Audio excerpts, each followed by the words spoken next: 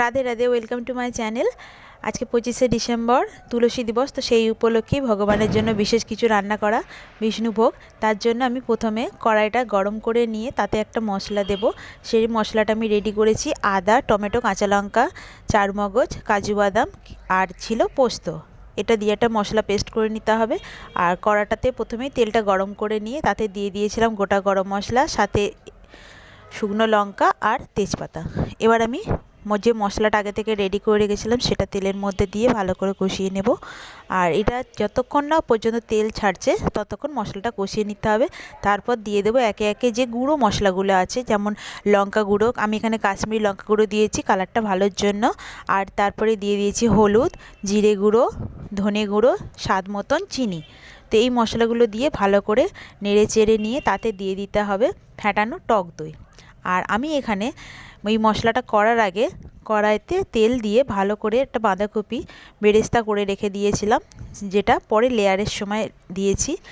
আর আরেকটা জিনিসও দিয়েছি আমি এখানে বিষ্ণুভোগটা করার জন্য, ফুলকপি, সয়াবিন আর দিয়েছি আলু। এখানে পনির দিলে আরেকটু ভালো হতো, বাট আমি পনির এখানে দেইনি।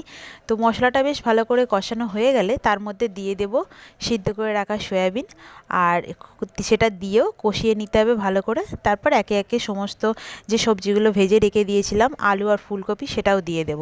আর সেটা দিয়ে মশলাটাকে ভালো করে মিশিয়ে নিতে হবে সমস্ত সবজির সাথে। এখানে মশলাটা মেশানো হয়ে গেলে আমি এখানে গরম জল দিয়ে দিয়েছি। গরম জল দিলে কি হবে, রান্নাটার কালারটাও ভালো আসবে আর হয়েও যাবে তাড়াতাড়ি, তার জন্যে গরম জলটা ইউজ করা। আর তারপরে আমি দিয়ে দিয়েছিলাম গরম মশলা গুঁড়ো। আর এটা দেওয়ার পরে 10 মিনিট মতন রান্না করার পর নামিয়ে নিতে হবে, আর কিছু দিতে লাগবে না। তারপরেই আমি লেয়ারগুলো সাজিয়েছিলাম বিষ্ণুভোগ বা বিরিয়ানি, যেটাই বলা যেতে পারে। এটা কিন্তু ভালোভাবে যদি সঠিক পদ্ধতিতে করা যায় তাহলে কিন্তু দারুণ সুস্বাদু হয় খেতে, দুর্দান্ত লাগে খেতে এটা। তো আমি এখানে লেয়ারগুলো করে নিয়েছি একের পর এক সমস্ত জিনিসগুলো দিয়ে। আর ধনে পাতাটা দেবার পরে তারপরেই আমি দিয়ে দিয়েছিলাম বেরেস্তা আর বাড়িতে বানানো যে বিরিয়ানি মশলা হয় সেই মশলাটা। বাড়িতে বানানো বিরিয়ানি মশলা স্বাদই আলাদা হয়, দুর্দান্ত স্বাদের হয় খেতে সেটা। আর এরপরেই আমি সমস্ত লেয়ারগুলো দেবার পরে কেওড়া জল, গোলাপ জল আর আতর মিশিয়ে রেখেছি একটা পাত্রে, সেটাই আমি দিয়ে তার উপর একটু ঘি দিয়ে আর 10 মিনিট মতন ওভেনে দিয়ে দিয়েছিলাম। তারপরে এটা আমি ভগবানকে পরিবেশন করেছি রায়তা দিয়ে। হরে কৃষ্ণ।